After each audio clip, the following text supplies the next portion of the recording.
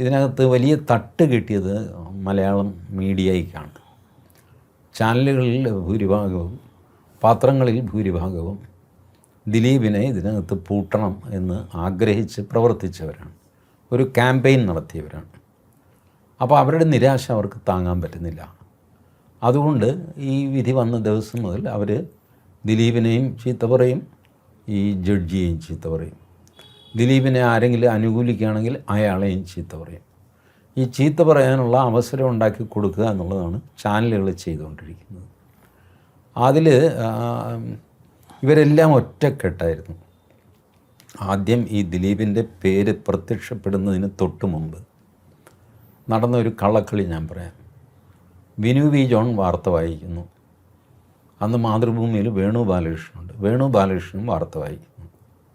ഈ വാർത്തയുടെ സൈഡിലൂടെ ദിലീപിൻ്റെ സിനിമയിലെ ചില ക്ലിപ്സ് ഓടിക്കൊണ്ടിരിക്കുന്നു.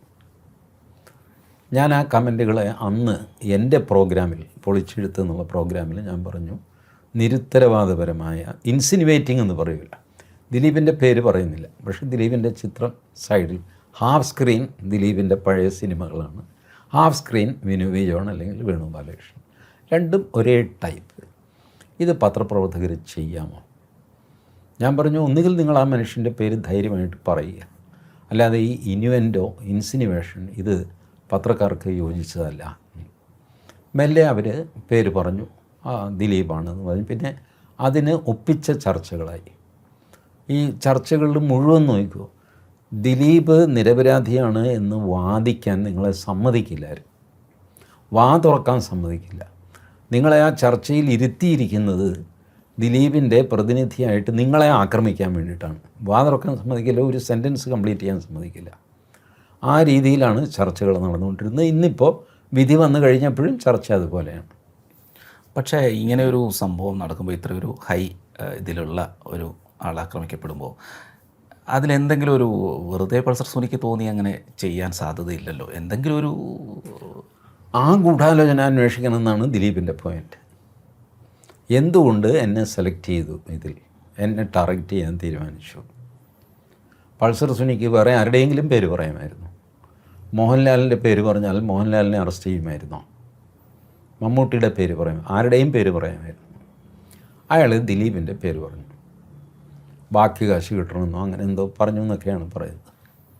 ദിലീപ് അത് പോലീസിനെ അറിയിച്ചു.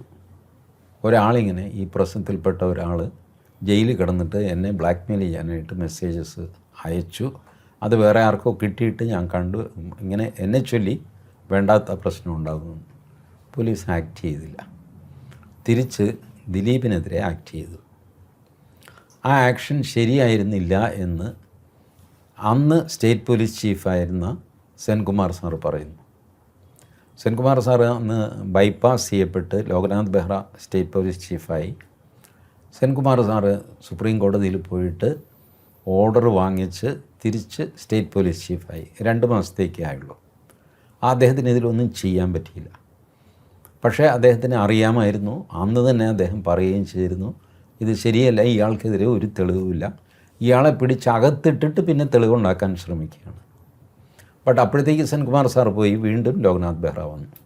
ലോക്നാഥ് ബെഹ്റ ഇതിലെന്തെങ്കിലും ചെയ്തോ എന്ന് ചോദിച്ചാൽ ചെയ്തു എന്നുള്ളതിന് നമുക്ക് എവിഡൻസ് ഒന്നുമില്ല. ബട്ട് ഇങ്ങനെ ഒരു സീരിയസ് അലിഗേഷൻ തനിക്ക് തൊട്ട് മുമ്പുള്ള സ്റ്റേറ്റ് പോലീസ് ചീഫ് പറയുമ്പോൾ ലോക്നാഥ് ബെഹ്റ അത് ഗൗരവമായിട്ട് എടുക്കണമായിരുന്നു.